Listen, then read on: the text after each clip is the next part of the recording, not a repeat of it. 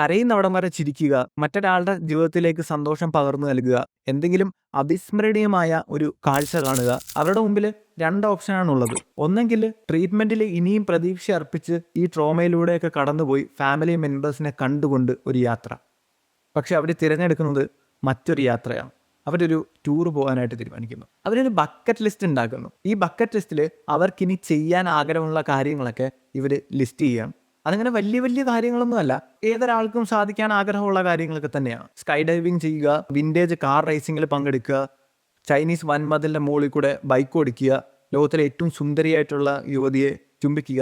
ഈ കാര്യങ്ങളൊക്കെ എഡ്വേർഡാണ് എഴുതി വെക്കുന്നത്. ഖാത്തറാണെങ്കിൽ കുറച്ച് ഇമോഷണൽ ആയിട്ടുള്ള കാര്യങ്ങളാണ് എഴുതുന്നത്. കരയുന്നവിടം വരെ ചിരിക്കുക, മറ്റൊരാളുടെ ജീവിതത്തിലേക്ക് സന്തോഷം പകർന്നു നൽകുക, വിറ്റ്നസ് സംതിങ് ട്രൂലി മാജസ്റ്റിക്, എന്തെങ്കിലും അവിസ്മരണീയമായ ഒരു കാഴ്ച കാണുക. ഇതൊക്കെയാണ് കാർട്ടർ എഴുതി വയ്ക്കുന്ന കാര്യം. ഇവർ രണ്ടുപേരും ഡിഫറൻ്റ് ആയിട്ടുള്ള ആളുകളാണ്.